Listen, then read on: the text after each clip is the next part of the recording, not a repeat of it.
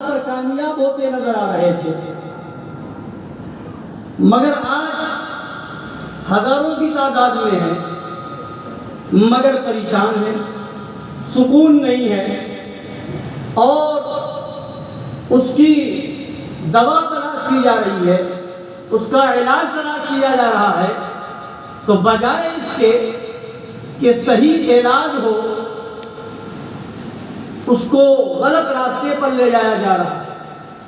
رمضان المبارک کا مہینہ ہے، یہ مہینہ اللہ نے عطا فرمایا تاکہ ہم خدا کی عبادت کر کے، توبہ استغفار کر کے خدا کا قرب حاصل کریں۔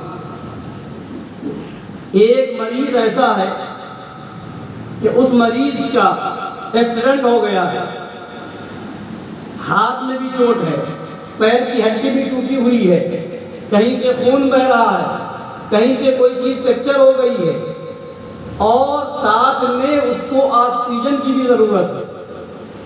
اب جب اس مریض کو ڈاکٹر کے پاس لے جایا جائے گا، علاج کے لیے ہاسپٹل لے جایا جائے گا، تو اب مجھے بتائیے ڈاکٹر پہلے کیا کرے گا؟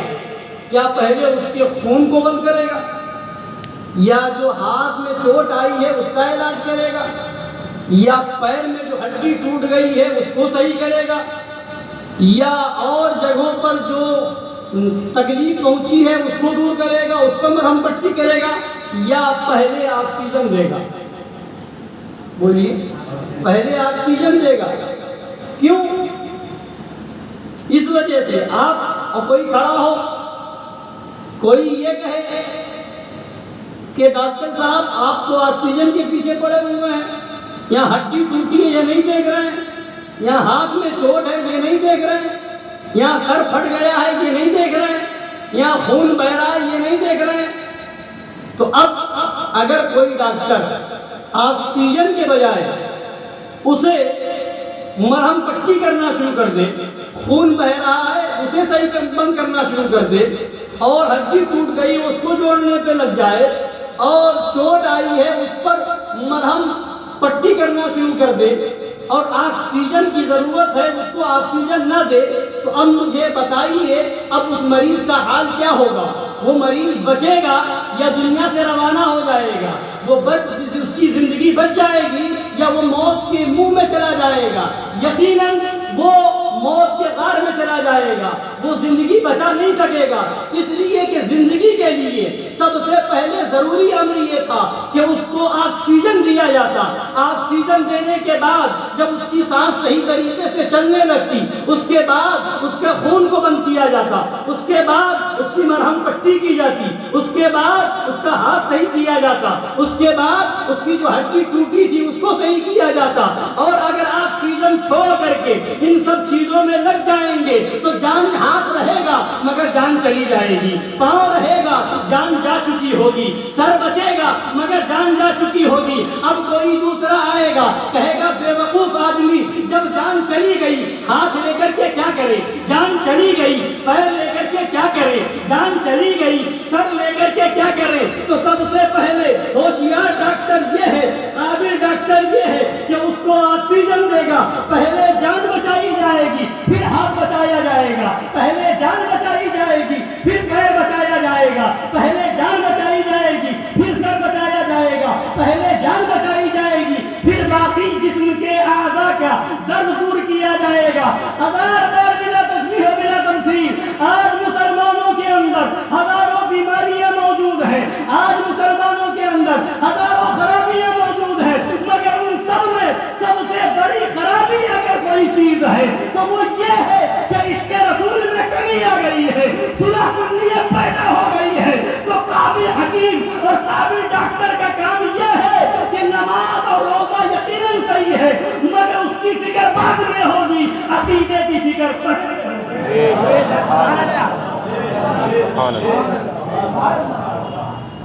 اگر عقیدہ خراب ہو گیا، عقیدہ گڑبڑ ہو گیا، ایمان ہاتھ سے چلا گیا تو اب نماز کس کام کی؟ ایمان چلا گیا تو روزہ کس کام کا؟ ایمان چلا گیا تو زکوٰۃ کس کام کی؟ ایمان چلا گیا تو روزہ کس کام کا؟ نماز، ایمان چلا گیا تو تراویح کس کام کی؟ ایمان چلا گیا تو اب تہجد کس کام کا؟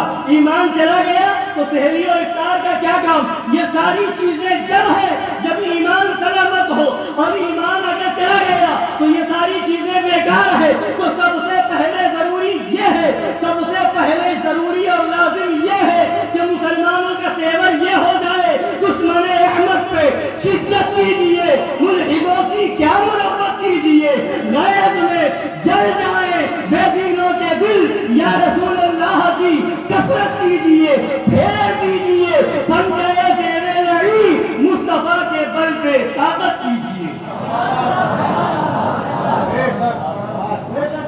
تو پہلے ایمانی آکسیجن کی ضرورت ہے، ایمانی حرارت کی ضرورت ہے، ایمانی ٹمپریچر صحیح ہونا چاہیے۔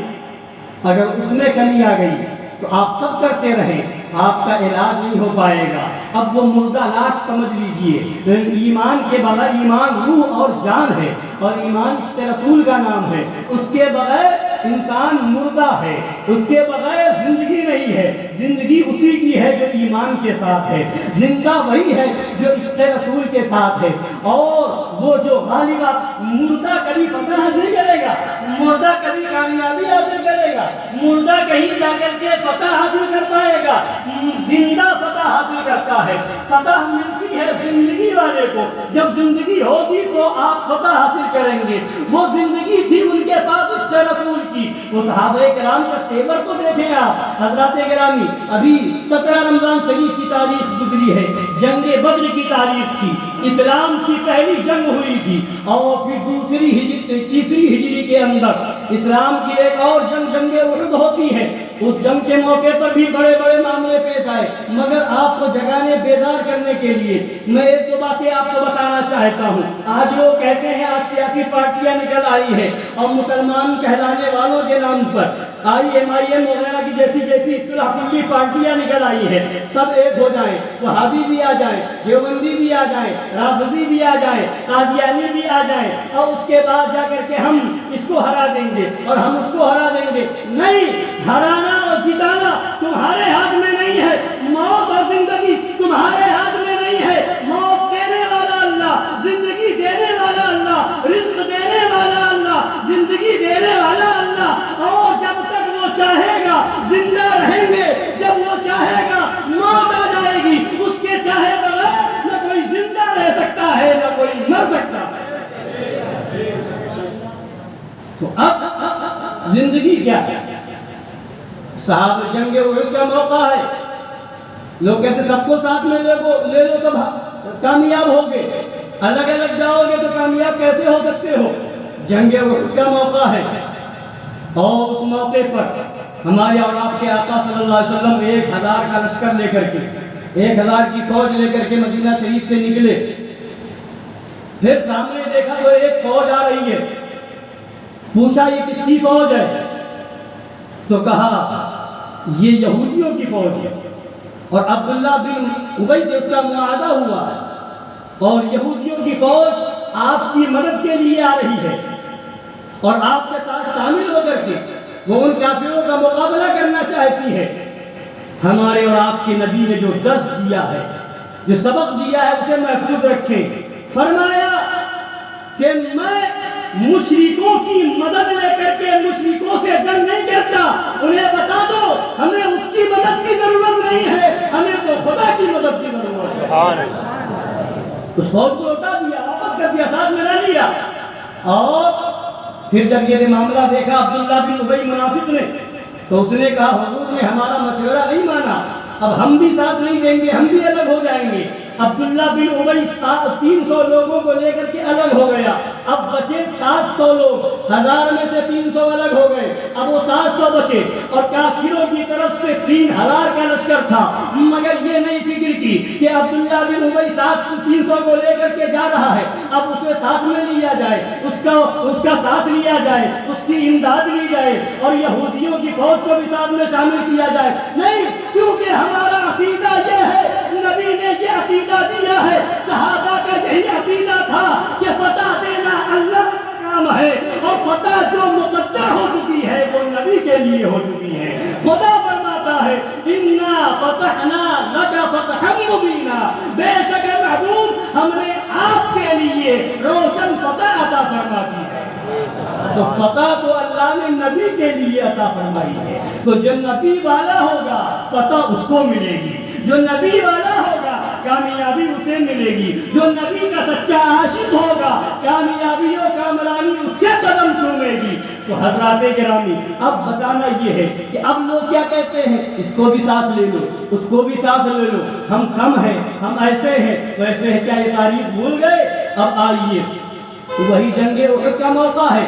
جنگ احد کے ٹائم نبی نے چھوٹے چھوٹے بچوں کو، کم عمر نوجوانوں کو واپس کرنا شروع کیا کہ جنگ کا میدان ہے، وہاں بچوں کا کیا کام ہے، وہاں بچوں کو الگ کر دیا، واپس کر دیا جائے. تو ایک صحابی ہے، نو عمری کا زمانہ ہے، بچپنے کا زمانہ ہے، حضرت رافع بن خدیج رضی اللہ تعالیٰ عنہ. وہ ایڑی کے بل کھڑے ہو جاتے ہیں، ایڑی کے بل اونچے ہو جاتے ہیں اور کہتے ہیں یا رسول اللہ میں چھوٹا نہیں، میں تو بڑا ہوں. ایڑی کے بل کھڑے ہو گئے، میں چھوٹا کہا میں تو بڑا ہوں. ابھی اتنا جب دیکھا سرکار کو عہدہ پسند آ گئی، سرکار نے ساتھ میں لے لیا، فوج میں شامل کر لیا. اب ایک اور کم عمر نوجوان تھے حضرت سمرہ رضی اللہ تعالیٰ عنہ. وہ عرض کرتے ہیں یا رسول اللہ جب میں رافع بن خدیج سے کشتی لڑتا ہوں تو میں انہیں پچھاڑ دیتا ہوں، میں غالب آ جاتا ہوں. تو جب ان کو شامل کیا جا سکتا ہے تو مجھے بھی شامل کیا جا سکتا ہے. تو سرکار نے فرمایا اچھا ایسا ہے تو پھر دونوں کشتی لڑو. تو حضرت رافع بن خدیج اور حضرت سمرہ کی رضی اللہ تعالیٰ عنہ کشتی ہوتی ہے اور حضرت سمرہ رضی اللہ تعالیٰ عنہ حضرت رافع بن خدیج کو کشتی میں پچھاڑ دیتے ہیں. جب یہ منظر دیکھا تو ان کو بھی شامل کر لیا گیا.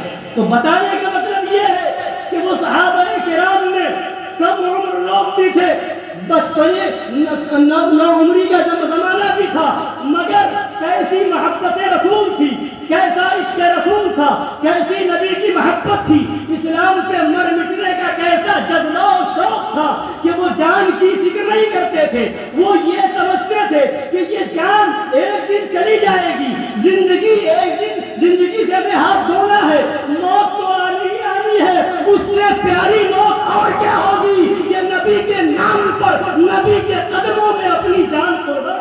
سبحان اللہ. آج وہ عشق رسول میں جان کی بازی لگانے جا رہے ہیں. وہی گلشن صحابہ نے جسے خونوں سے سینچا اجاڑا جا رہا ہے، اب تو ابرے صفا اٹھیے. اور وہ عشق رسول تھا.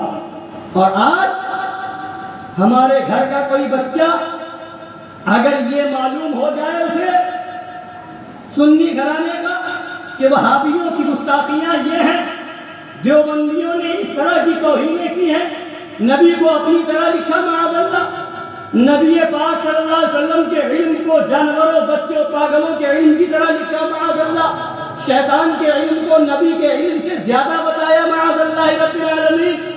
اور جب یہ خرابیاں معلوم ہو جائے تو ایک سنی گھر کا سنی بچہ اگر یہ اس کے دل میں عشق رسول پیدا ہو اور عشق رسول موجزن ہو، پھر وہ گھر جا کر کے کہے کہ ہمارا تعلق وہابیوں سے نہیں ہوگا، دیوبندیوں کے وہاں ہم نہیں جائیں گے، دیوبندی ہمارے وہاں نہیں آئے گا، ہمارے گھر میں شادی ہوگی تو دیوبندیوں کو آنے کی اجازت نہ ہوگی. تو اب گھر والے کچھ ایسے ہوتے ہیں، کہتے ہیں اس کو یہ کہاں سے پتا چلا، اب یہ ایسی سوچ لے کر کے کہاں سے آ گیا ہے، ایسا کریں گے تو کیسے رہ سکتے ہیں، ایسا کریں گے تو کیسے دنیا میں زندگی گزار سکتے ہیں. اب تم ایک وہابی گستاخ رسول اور دیش کے غدار بھی ہیں یہ، اور ملک کے غدار بھی ہیں اور دین کے غدار بھی ہیں، ان کو چھوڑنے کی بات آتی ہے تو تم دائیں اور بائیں دیکھتے ہو اور سوچتے ہو میرا بچہ جو ہے گڑبڑ ہو رہا ہے، میرا بچہ ایسی باتیں کیوں کر رہا ہے. ایسا اگر تمہارا بچہ گھر میں آ کر کے بتائے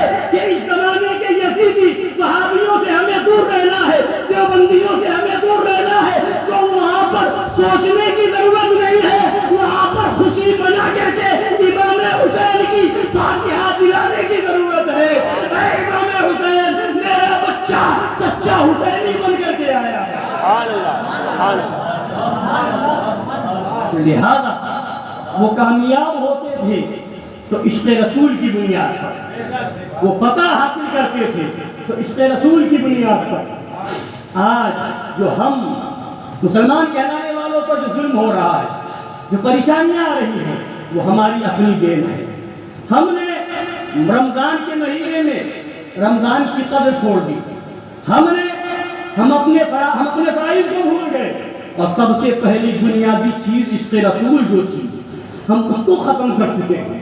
عذاب کیوں آتا ہے؟ عذاب کیوں آتا ہے؟ عذاب توبہ نہ کرنے، گناہوں میں ملوث رہنے کی وجہ سے عذاب آتا ہے، اور جب انسان توبہ استغفار کرتا ہے تو عذاب ٹل جایا کرتا ہے۔ حضرت موسیٰ علیہ السلام کے زمانے میں بارش نہیں ہو رہی تھی، شاید شادی کا زمانہ تھا، پوری قوم کو لے کر کے میدان میں آ گئے، خدا کی بارگاہ میں دعا کر رہے ہیں۔ ارشاد ہوتا ہے، اے موسیٰ، تمہاری اس قوم کے اندر ایک شخص بہت ہی گناہگار، سیاکار، بدکار ہے، اس کی نحوست کی وجہ سے، اس کے گناہوں کی نحوست کی وجہ سے بارش نہیں ہوگی۔ اب موسیٰ علیہ السلام نے اعلان کیا کہ ایسا شخص جو ہو وہ نکل جائے۔ پھر خدا کی بارگاہ میں عرض کرتے ہیں، مولا اس کا پتہ بتا دے، وہ کون ہے، اسے نکال دیا جائے تاکہ تیری رحمت ہم پر برسنے لگے، رحمتوں کی بارش ہو جائے۔ اس کے بعد اچانک کیا دیکھا کہ بارش ہونے لگی۔ تو اب موسیٰ علیہ السلام عرض کرتے ہیں، مولا ابھی کوئی نکلا نہیں، ابھی کوئی باہر ہوا نہیں، اور بارش ہونے لگی۔ تو خدا کی بارگاہ سے جواب آیا، اے موسیٰ، اس وقت بارش نہ ہو رہی تھی تو بھی اسی بندے کی وجہ سے، اب بارش ہوئی ہے تو بھی اسی بندے کی وجہ سے۔ کیا ماجرا؟ ماجرا یہ ہے کہ اس وقت تک وہ گناہوں میں تھا، بارش نہیں ہو رہی تھی، اور جب یہ معاملہ ہوا، اعلان ہوا، تو اسی بندے نے دل میں میری بارگاہ میں سچی توبہ کر لی ہے، تو اس کی توبہ قبول کر کے اس کی توبہ کی برکت سے میں نے بارش نازل فرما دی ہے۔ لہذا اے مسلمانوں، اگر چاہتے ہو خدا کی رحمتیں تمہارے ساتھ ہو جائے، اگر چاہتے ہو نبی کی بارگاہ سے مدد مل جائے، اگر چاہتے ہو کربلا والے دولہا تمہارے حمایت میں آ جائے، تو سنو، سچے حسینی بن کر کے سارے یزیدیوں سے بتا دو، تجھ سے اور جنت سے کیا مطلب، وہاں بھی دور ہو، ہم رسول اللہ کے، جنت رسول اللہ۔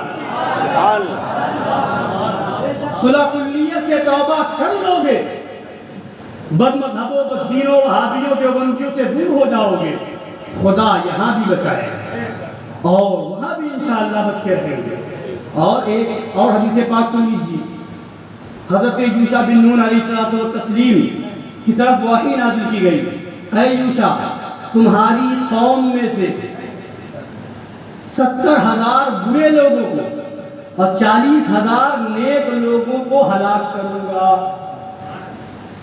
اللہ فرما رہا ہے 70,000 برے لوگوں کو اور 40,000 نیک لوگوں کو ہلاک کروں گا۔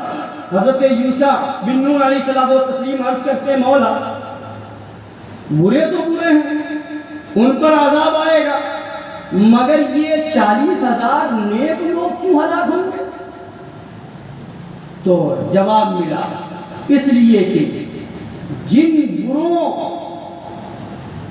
سے میں نے بچنے کا حکم دیا ہے، یہ اچھے بننے والے، یہ اچھے لوگ ان بروں کے ساتھ، ان بد مذہبوں کے ساتھ اٹھتے بیٹھتے کھاتے پیتے ہیں، اس لیے ان کے ساتھ کھانے پینے رہنے سہنے کی وجہ سے میں انہیں بھی ہلاک کروں گا۔ تو پتہ کیا چلا حدیث پاک سے؟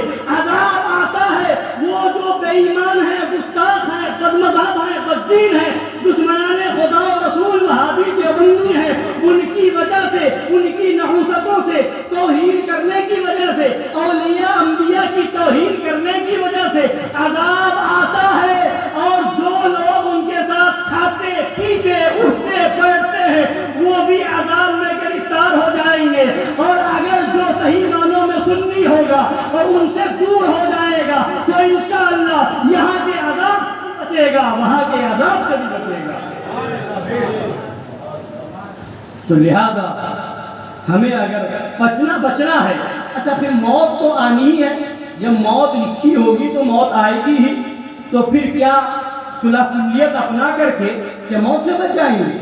کیا ہر ایک گستاخ سے بدمذہبوں سے ہاتھ ملا کر کے کیا ہم موت سے بچ جائیں گے؟ موت تو ایک دن آئے گی ہی آئے گی، ایمان پر جو گیا وہی کامیاب ہے۔ لہذا ہم پر یہ لازم ہے کہ کبھی ہم عشق رسول میں کمی نہ آنے دیں، اور عشق رسول، محبت رسول کا تقاضا یہ ہے کہ جب نبی جس سے محبت ہوتی ہے اس کے دشمن سے نفرت ہوتی ہے، نبی سے محبت ہوگی دشمنان رسول سے نفرت ہوگی، ان سے دوری ہوگی، ان سے علیحدگی ہوگی۔ لہذا اگر سچے پکے مومن بننا چاہتے ہو تو شرط یہ ہے کہ وہابیوں، دیوبندیوں، دشمنان خدا و رسول اور اس ملک کے بھی آتنکواد ہیں یہ وہابی دیوبندی، ان سے بھی جب دور رہیں گے تو ہمارا ملک بھی بچے گا، ہم بھی بچیں گے۔ اور جب تک یہ وہابیوں کا آتنکواد، دیوبندیوں کا آتنکواد ہم میں ہوگا تو جو ساتھ میں جائے گا گیہوں کے ساتھ گھن بھی پسا جائے گا۔ لہذا بچنا چاہتے ہو تو نبی کی بارگاہ میں آ جاؤ اور لو لگا کر کے نبی کی بارگاہ میں آ کر کے یہی کہو میں مجرم ہوں آقا، مجھے ساتھ لے لو کہ رستے میں ہے جا بجا کھانے والے، رستے میں ہے جا بجا کھانے والے، چمک تجھ سے پاتے ہیں سب پانے والے، میرا دل بھی چمکا دے چمکانے والے، برستا نہیں دیکھ کر ابر رحمت، بدوں پر بھی برسا دے برسانے والے۔ اللہ تعالی ہم سب کو ایمان و عقیدے کی صحیح معنوں میں فکر کرنے کی توفیق عطا فرمائے، اور ساتھ ہی ساتھ نماز، روزہ، حج، زکوٰۃ جو فرض ہے اس کی بھی فکر کرنے کی توفیق عطا فرمائے، اور ہمیں سچا پکا سنی صحیح عقیدہ بننے کی توفیق عطا فرمائے۔ اور انشاءاللہ تعالی بزرگوں کی تعریف بھی یاد رکھنی چاہیے، اور اس پہ جتنا ہو سکے جس سے وہ کرنا چاہیے۔ انہی بزرگوں کا صدقہ ہے کہ اسلام کی دولت ہمیں ملی۔ ابھی 17 تاریخ گزری، شہدائے بدر کی تاریخ تھی، جنگ بدر کی تاریخ تھی، اس میں سب کو فاتحہ، لنگر جو کچھ ہو سکتا کرنا چاہیے تھا۔ جس نے کیا اس نے پایا، اور جو نہیں کر سکا تو نیت کر لے، ابھی نیت کر لے کہ انشاءاللہ اگلی مرتبہ جب تاریخ آئے گی تو جتنے اچھے طریقے سے ہوگا ہم اس میں فاتحہ دلائیں گے، لنگر کریں گے، نیت کریں گے، ثواب آپ کو مل گیا۔ وقت 1 سال کے بعد آئے گا مگر ثواب ابھی مل گیا، نیت کر لیں۔ اور ابھی کل کی جو تاریخ ہے، آج 20 رمضان شریف ہے، کل 21 رمضان شریف ہے، یہ سرکار مولائے کائنات، شیر خدا، فاتح خیبر، حل المشکلات والنوائب، سیدنا مولا علی مشکل کشا رضی اللہ تعالی عنہ کے ورثے پاک کی تاریخ ہے، مثال پاک کی شہادت کی تاریخ ہے۔ لہذا کل کی تاریخ میں 21 رمضان کو آپ حضرات اپنے اپنے گھروں میں، علاقوں میں، محلوں میں جو ہو سکے غریبوں کی مدد ہو سکے، لوگوں کو کھلانا ہو سکے، افطار کرانا ہو سکے، لنگر کرنا ہو سکے وہ کریں۔ سرکار مولا علی کو وہ پاور دیا ہے اللہ کے رسول صلی اللہ علیہ وسلم نے کہ فرمایا ہے کہ آیا کہ سرکار کے بعد یہ سارے معاملات سرکار مولا علی کے سپرد کیے گئے، کس کو کیا ملے گا، کس سے کیا لیا جائے گا، کس کو کیا دیا جائے گا، یہ مولا علی کے دستے پاک میں ہے۔ جسے جو چاہے دے دے اور جس سے جو چاہے واپس لے لے، یہ ہے مولا علی رضی اللہ کی شان۔ تو کل کی تاریخ ہے، اور انشاءاللہ کل اسی انجمن ہال میں انشاءاللہ تعالی سرکار مولا علی رضی اللہ تعالیٰ عنہ کا عرص پاک منایا جائے گا۔ آپ حضرات سے گزارش ہے کہ تشریف لائیں، تراویح کے بعد انشاءاللہ تعالی محفل ہوگی۔ اللہ تعالیٰ ہم سب کو بزرگوں سے عقیدت و محبت کرنے والا بنائے، اسی پر زندگی عطا فرمائے، اسی پر خاتمہ بالخیر نصیب فرمائے، آمین برحمتک یا ارحم الراحمین۔ جن حضرات نے سنتیں نہ پڑھی ہوں کھڑے کو سنتیں پڑھ رہے ہیں۔